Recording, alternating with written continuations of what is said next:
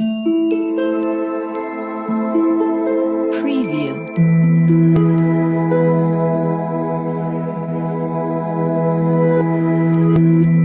Levy.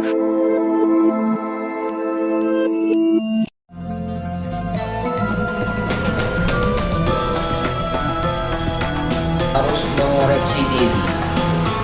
Jangan-jangan masalah hidup yang menimpa dalam hidup kita ini karena dosa kita.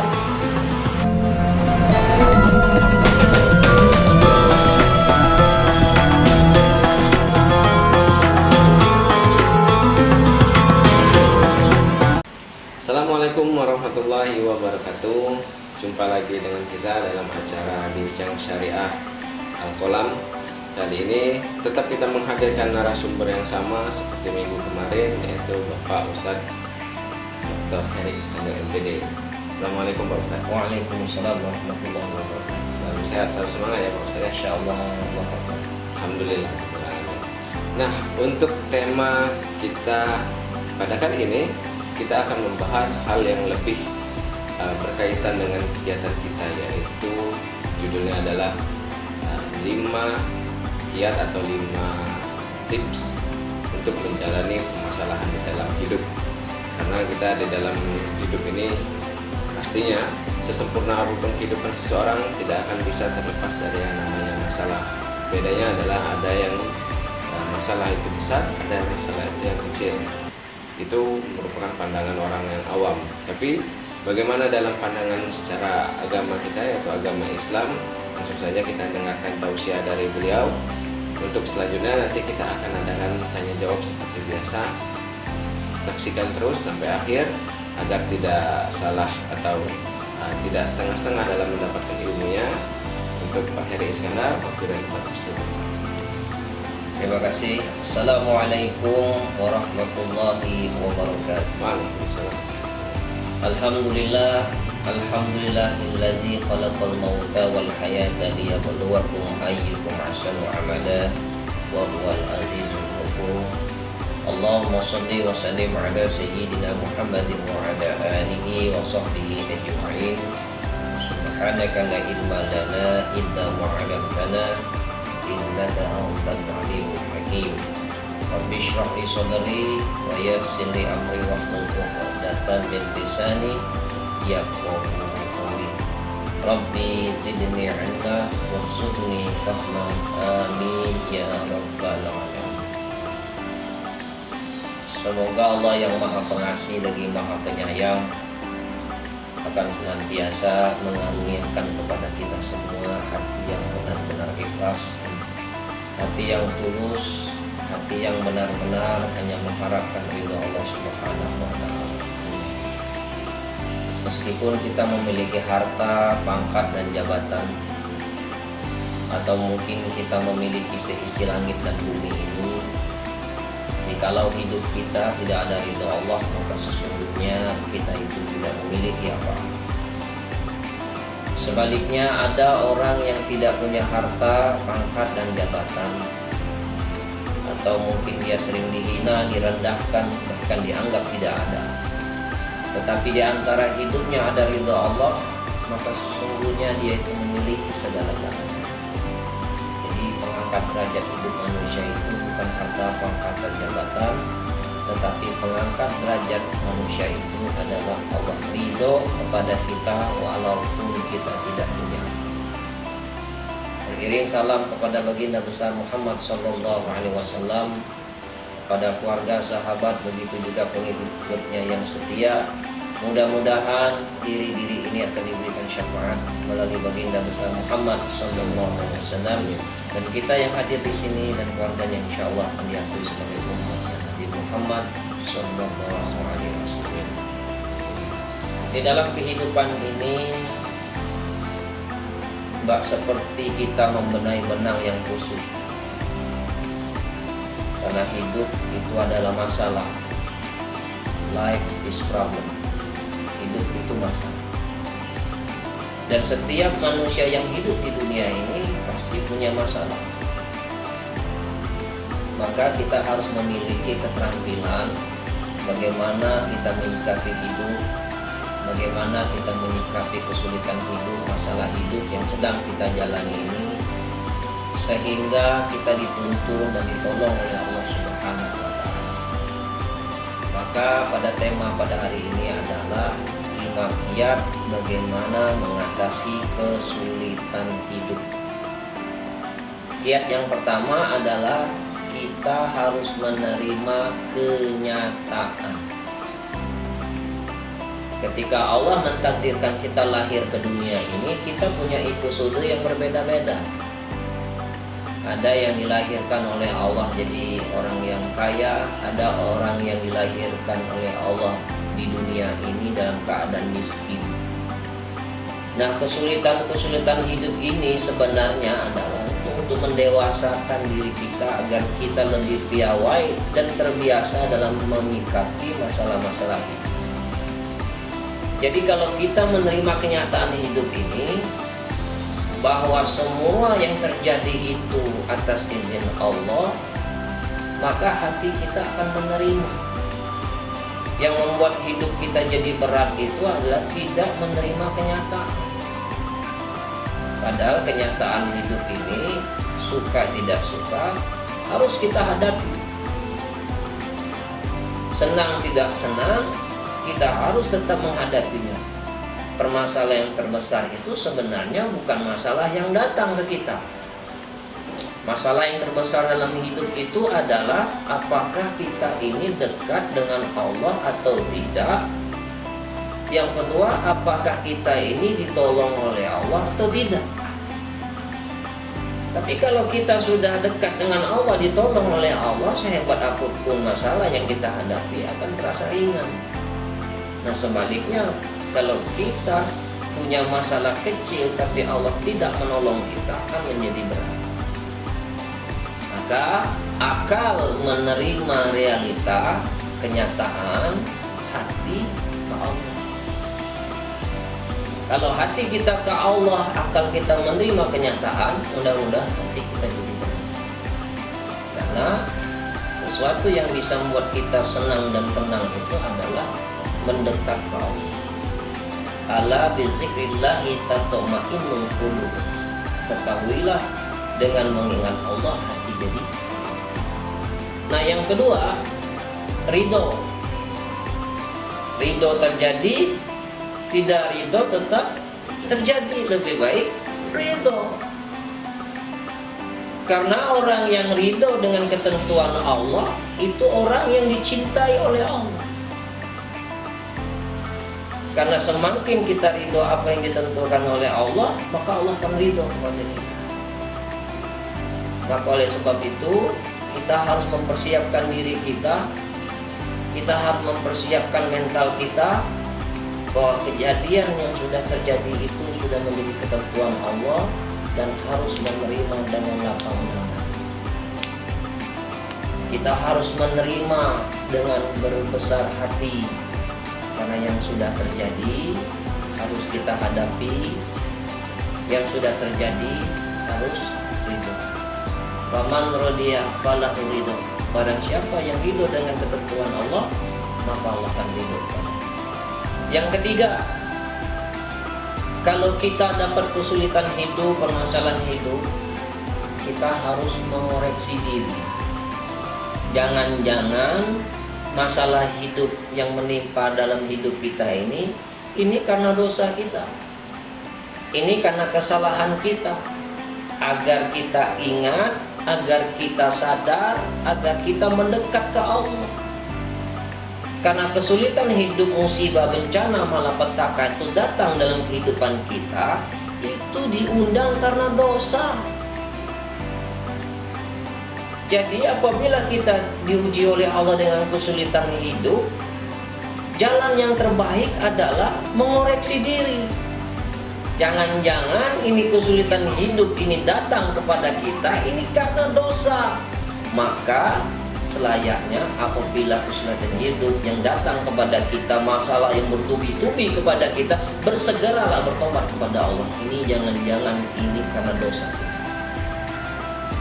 Nah, yang keempat adalah apabila kita diuji dengan kesulitan hidup, jangan mendramatisir masalah. Karena ada orang yang masalah kecil jadi besar karena itu hasil rekayasa pikirannya. Maka kita harus berusaha sekuat tenaga, jangan memperbesar masalah yang kecil. Berusahalah kita memperkecil masalah yang besar. Karena oleh sebab itu banyak ada orang yang jadi stres karena terlalu banyak mikir, sedikit zikir. Yang benar itu adalah setiap mikir itu jadi zikir. Yang kelima, cara kita mengatasi kesulitan hidup itu adalah hasbunallah wa ni'mal wakil, ni'mal maula wa ni'mal nasir. Cukuplah Allah sebagai penolong. Jadi kalau kita diuji oleh Allah dengan kesulitan hidup, masalah hidup yang bertubi-tubi, jangan fokus ke masalah, tapi fokuslah ke Allah. Minta pertolongan kepada Allah.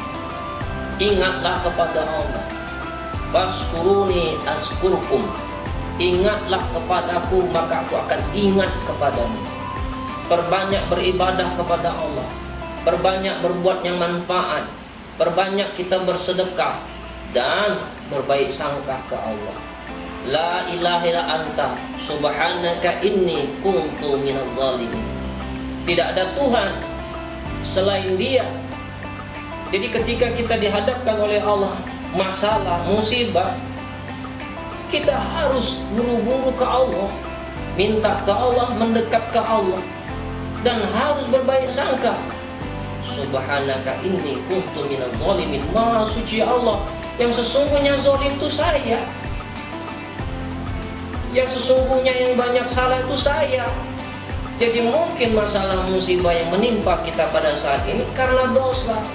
Orang yang berbuat dosa itu sama seperti dia melempar pisau, paku, silet di jalan yang bakal kita lewati.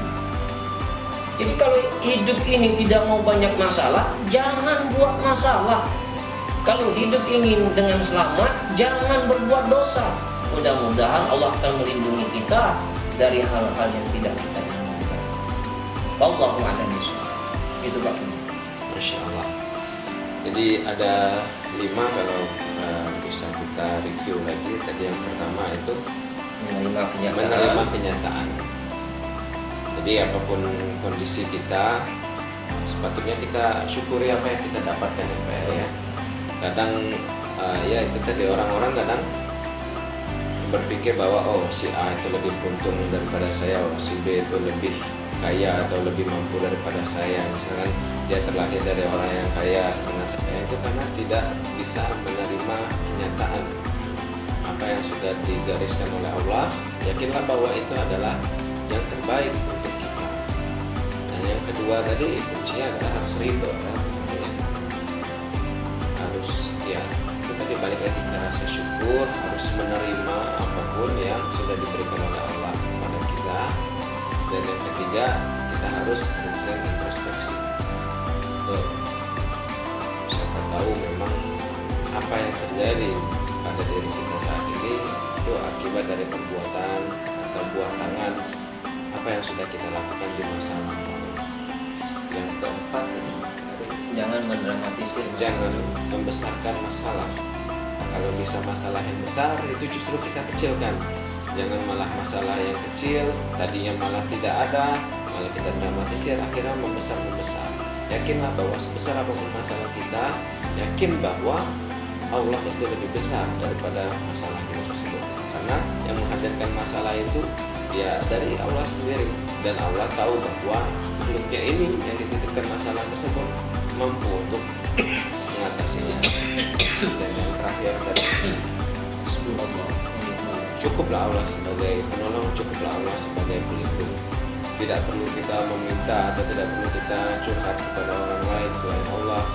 Adukan saja setiap masalah kita, kalau perlu di sepertiga malam kita, tambahkan sholat kita, tambahkan puasa kita. Setiap kita habis buka, setiap kita mau berbuka, itu bisa kita berdoa. Setiap kita mendengarkan azan, kita bisa berdoa. Adukan semua masalah kita pada Allah. Walaupun Allah itu maha tahu segala sesuatu, Tapi Allah sangat senang mendengarkan jika ada makhluknya yang bercerita kepadanya, yang mendekatkan diri kepadanya. Daripada kita bercerita di media sosial atau bercerita kepada orang lain yang tidak sepantasnya mendengar aib kita atau cerita kita, tidak akan ada manfaatnya. Justru orang yang mendengarkan itu bukan menghadirkan solusi, malah akan menertawakan atau mengejek kita saja karena ketidakmampuan kita dalam menghadapi masalah tersebut. Jadi ini menarik sebenarnya Pak Eri. Tadi saya mendengar Pak Eri bilang kita harus menjalani setiap episode kehidupan kita yang berbeda-beda. Jadi memang kalau kita menonton film, ada seorang protagonis atau pemain utamanya. Jadi di dalam hidup ini kita ini sebagai pemain utamanya. Sudut pandang kita ya sesuai kita aja. Orang lain pun punya sudut pandang masing-masing. Tapi kita sebagai protagonisnya, kita yang bertanggung jawab atas diri kita sendiri ya, betul ya. Berbuat salah, tanggung jawab kita sendiri. Berbuat amal itu pun dari kita sendiri. Maka ternyata ada beberapa orang yang walaupun mungkin tidak digariskan oleh Allah, tapi membuat dirinya menjadi seorang antagonis, menjadi seorang pemeran yang jahat, yang memilih untuk berbuat sesuatu yang zalim, berbuat kemungkaran di muka bumi ini. Nah, katakanlah orang-orang tersebut tidak terlahir secara Islam. Ada yang terlahir di Amerika, yang ada terlahir di suku pedalaman, ada yang terlahir di kutub utara, misalkan ada yang tidak mengenal Islam, tidak terlahir dari keluarga Islam. Bagaimana jika mensikapi situasi tersebut? Jadi kan kayak saya pernah dengar bahwa kita itu kalau memang belum mendengar apa sih yang sebaiknya harus kita lakukan, sedangkan kita melakukan hal yang buruk, itu kita tidak akan dijatuhi hukuman. Atau misalnya katakanlah kita tidak tahu dosa tersebut, perbuatan tersebut merupakan perbuatan dosa, tapi kita lakukan itu karena ketidaktahuan kita misalnya. Itu kira-kira bagaimana? Jadi kata Nabi, Innallaha khalaqash syarri wal khair. Sesungguhnya Allah itu menciptakan manusia itu baik ataupun buruk. Jadi Allah memang menciptakan manusia itu ada yang baik, ada yang buruk. Jadi beruntunglah kita ini kalau diciptakan oleh Allah jadi orang baik. Fa'alhamaha fujuraha wa taqwaha. Allah yang mengilhamkan jalan ketakwaan, Allah pula yang mengilhamkan jalan keburukan. Walaupun kita tahu bahwa itu salah, tapi Allah mentakdirkan kita jadi ahli maksiat. Ya kan? Kalau kita ditakdirkan oleh Allah jadi ahli maksiat, tugas kita adalah membaguskan apa yang dituntut oleh Allah. Orang yang ahli maksiat mungkin dia bukan Islam, maka yang dituntut oleh Allah, orang yang ahli maksiat itu bisa menjadi hamba Allah, jadi ahli taubat. Ya kan? Nah sebaliknya ada orang yang ditakdirkan oleh Allah baik, itu bisa juga akhir hayatnya bisa masuk neraka. Karena kebaikannya dia lakukan itu dengan dasar kesombongan. Maka menyikapi hal yang demikian itu kita mata kepada ciptaan, hati kepada pencipta. Mereka lahir di Amerika, agamanya adalah Katolik, Nasrani, itu sudah menjadi episode mereka. Dan kita tidak boleh memvonis, dan kita harus bangga bahwa kita dilahirkan oleh Allah ini sebagai seorang muslim. Nah, untuk supaya mereka itu dapat hidayah dan mau bergabung dengan agama kita yang benar ini, kita harus jadi duta, kita harus jadi bukti, dan harus menyampaikan kebenaran itu dan mendoakan mereka. Kita tidak punya hak untuk memvonis, mencela, apalagi sampai mencaci maki. Karena yang berhak itu terjadi itu karena kehendak Allah SWT. Jadi jangan mendahului seperti Tuhan. Nah, orang yang seperti ini suka mencaci maki, mencela, mengkafir-kafirkan, bahkan menuduh orang masuk neraka. Wah, ini kita yang masuk neraka. kita tidak boleh, karena selagi dia masih hidup, masih punya harapan dia dapat hidayah, masih punya harapan dia akan bertobat. Wallahu a'lam bishawab. Jadi kembali lagi, nah itu tadi, kita harus ridho dengan apa yang sudah dipilihkan kepada kita pada hidup ini. Kita terlahir dari orang tua yang ini, kita terlahir di negara yang ini, misalnya kita nggak bisa memilih-milih, tapi kita bisa memilih akhir hidup kita akan seperti apa, ya Pak Eri, ya. Betul. Ya. Baik, untuk pertanyaan selanjutnya, Pak. Jadi terkadang apa yang kita ucapkan ini mudah untuk diucapkan aja, Pak Eri. Pada saat kita menghadapi masalah, kadang-kadang kita juga masih mengeluh, kadang-kadang kita juga masih mengadukan masalah ini ke orang lain yang tidak pantas. Kadang-kadang kita bahkan na'udzubillah min dzalik masih menyalahkan Allah. Ya, alhamdulillah sampai sekarang, misalkan kita belum ada kehilangan keluarga yang meninggalan dengan cara yang tidak wajar, misalnya entah dibunuh, entah kecelakaan dan sebagainya. Kita bisa bilang bahwa harus sabar, harus tawakal dan sebagainya. Tapi kalau kita kejadian menimpa kita sendiri itu, sebenarnya kita belum mampu untuk melakukan itu, Pak Eri. Jadi kira-kira untuk mencegah apa ya? Mencegah sesuatu hal yang buruk terjadi kepada kita, kira-kira adakah kuncinya? Jadi di dalam surah Al-Baqarah itu Allah menjelaskan, la yukallifullahu nafsan illa wus'aha. Allah tidak akan membebani kepada manusia melainkan sesuai dengan kesanggupan. Jadi kalau kita melihat orang punya masalah, kita bisa memberikan nasihat, sabar. Nanti apakah nanti Allah akan mengujikan dengan musibah yang sama ke kita bisa sabar? Kan begitu pertanyaannya. Gampang, mudah untuk menyampaikan, tapi mengamalkan itu begitu sulit. Nah, makanya kita harus terus berdoa, karena Allah itu yang menguasai hati kita, menguasai badan kita, dan Allah tahu batas mana masalah yang harus diberikan oleh Allah, dan Allah tidak mungkin akan memberikan masalah di luar ambang batas kemampuan kita.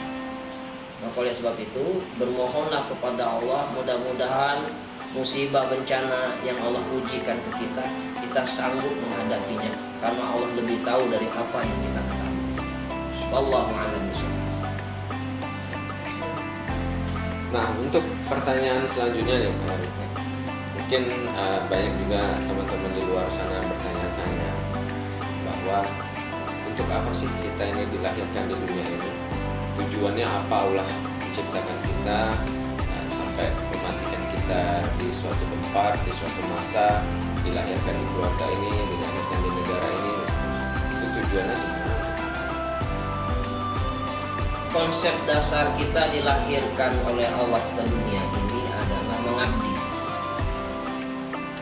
Allah berfirman, wa ma khalaqtul jinna wal insa illa liya'budun. Tidak diciptakan jin dan manusia hanya untuk mengabdi kepada Allah. Nah, kita mengabdi kepada Allah itu kita harus melakukan apa-apa yang dicintai, disukai oleh Allah, dan menjauhi apa-apa yang dilarang oleh Allah. Jadi kalau hidup ini sudah punya tujuan, kita harus bersungguh-sungguh untuk melakukan apa yang dicintai dan disukai oleh Allah, mengajarkan kebenaran, mengajarkan kesabaran, kemudian kita bisa jadi manfaat bagi orang banyak. Kata Nabi, orang yang terbaik itu adalah orang yang paling banyak manfaat. Khairun nas anfa'uhum linnas. Baik-baik di antara kalian adalah yang paling banyak manfaat. Jadi berbahagialah kita kalau hidup kita ini banyak manfaat, dan kecelakaan bagi orang-orang yang hidup tidak penuh dengan banyak manfaat. Itu tujuan hidup kita itu adalah mengabdi kepada Allah. Wallahu a'lam bishawab. Memang sejatinya seluruh makhluk hidup ini diciptakan oleh Allah cuma satu tujuan, untuk sujud dan beribadah kepada Allah. Entah itu manusia, entah itu tumbuhan, hewan dan jin, semuanya itu sujud kepada Allah.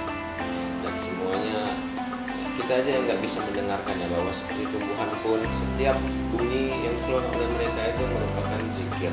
Begitupun dengan hewan, kita tidak mengerti bahasa mereka, mereka juga tahu siapa penciptanya dan juga selalu mensyairkan atau menyebut-nyebut nama Allah Subhanahu wa Ta'ala. Nah, jika memang kehidupan kita ini hanya untuk sujud kepada Allah, apakah salah misalkan kita hanya memfokuskan hidup ini cuma untuk ibadah aja, tidak kita pedulikan hal yang lain? Seperti saya pernah mendengar cerita bahwa ada sahabatnya Rasulullah, dia yang meninggalkan keluarganya, meninggalkan istrinya, anaknya hanya untuk bertafakur kepada Allah sepanjang hari sampai akhir hidupnya. Kira-kira itu beribadah seperti itu kan yang diinginkan oleh Allah. Jadi kata Nabi, tidak dikatakan orang yang terbaik apabila dia meninggalkan dunianya demi kepentingan akhirat. Tidak dikatakan baik pula apabila dia meninggalkan akhiratnya demi kepentingan dunianya. Jadi yang terbaik itu kata Rasulullah adalah ambil kedua-duanya, yaitu menyeimbangkan antara dunia dan akhirat. Maka salah besar kalau ada orang hanya fokus ke akhirat tapi tidak memikirkan tentang dunia. Nah, itu tidak yang terbaik. Maka yang terbaik kata Rasulullah itu dua-duanya. Maka doa yang sering kita baca, doa sapu jagat, Al-Baqarah 201.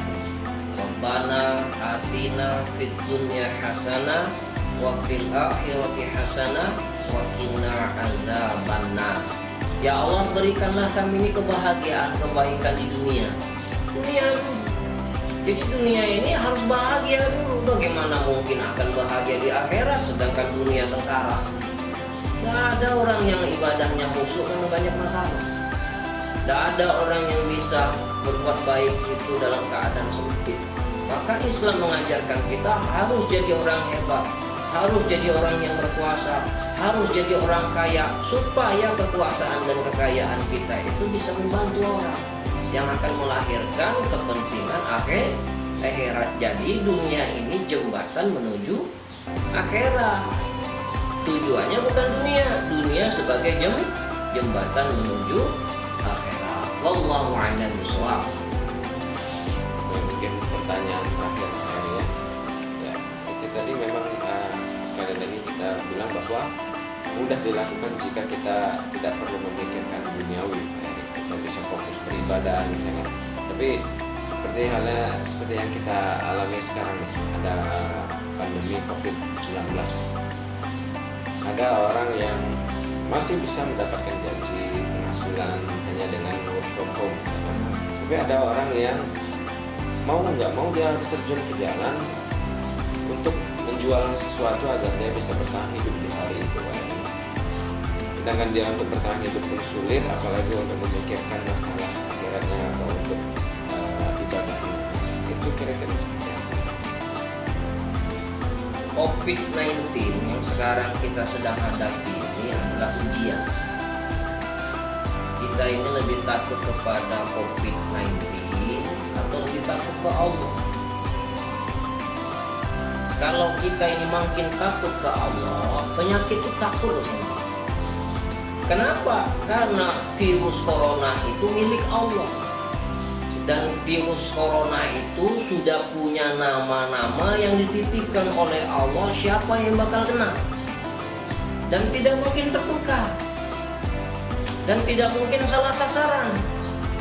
Karena mereka itu masuk ke dalam tubuh orang-orang yang kena penyakit corona atau COVID-19 itu atas perintah Allah.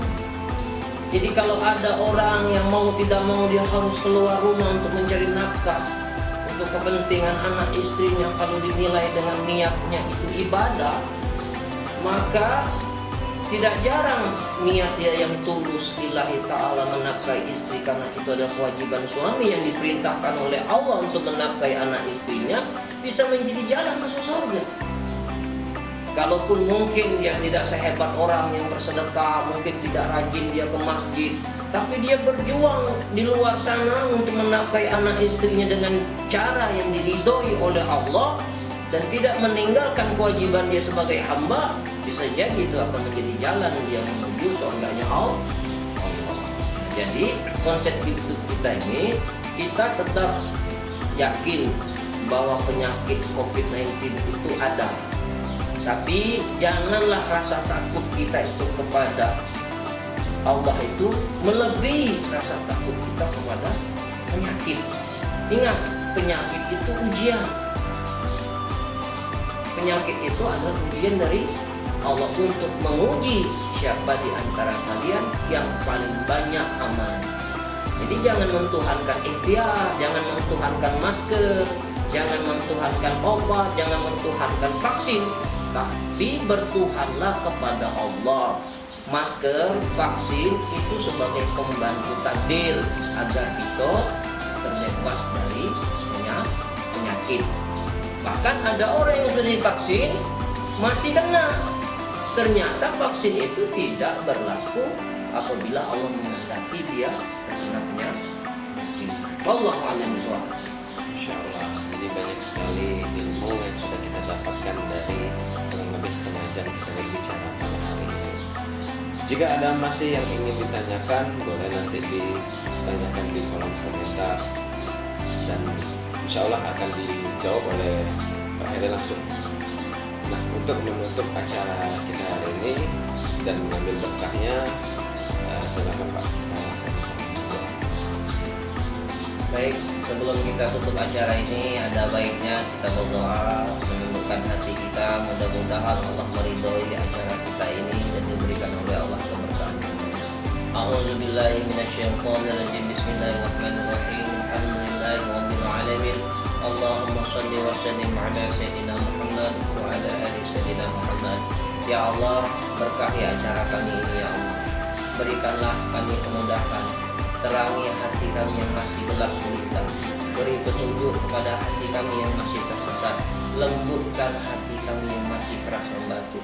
Ya Allah, berikan kami kemudahan untuk menyampaikan yang benar dan mudahkanlah kami dalam menerima kebenaran. Rabbana atina fid dunya hasanah wa fil akhirati hasanah wa qina azabannar. Wa sallallahu ala sayyidina Muhammadin nabiyyi wa ala alihi wa sahbihi wasallam allazi da'wahum fiha subhanaka Allahumma wa dayatun fiha salam wa akhir da'wahum alhamdulillahi rabbil alamin. Taqabbalallahu minna wa minkum. Wassalamualaikum warahmatullahi wabarakatuh. Baik pemirsa, kita akan jumpa lagi insya Allah di minggu yang akan datang dengan tema yang berbeda dari hari ini. Jadi jangan lupa untuk subscribe channelnya. Kita ketemu lagi insya Allah. Semoga semuanya selalu dalam lindungan Allah dan juga selalu diberikan kesehatan oleh Allah. Wabillahi taufiq wal hidayah. Wassalamualaikum warahmatullahi wabarakatuh. Waalaikumsalam warahmatullahi wabarakatuh. Preview.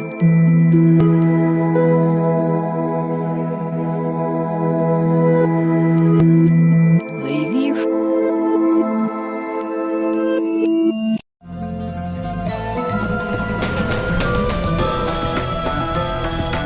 Harus mengoreksi diri.